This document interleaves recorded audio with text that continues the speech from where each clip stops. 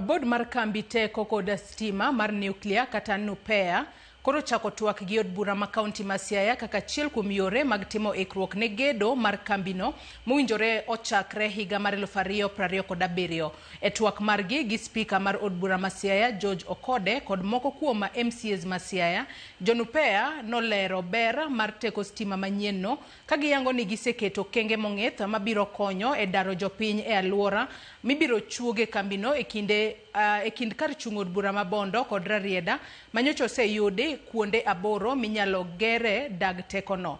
Jakom mar bodno Ngire Lawrence Gumbe olero gedo makamano biro ndiko ji moheo gana par kendo chiwo thuolo mag tije mongirore kochako tich ayanga higa mar 2034.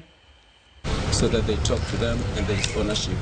We are only urging them that this has happened elsewhere. And the countries or regions where this has happened, safety is guaranteed and development is spurred, and therefore we cannot afford to be left behind.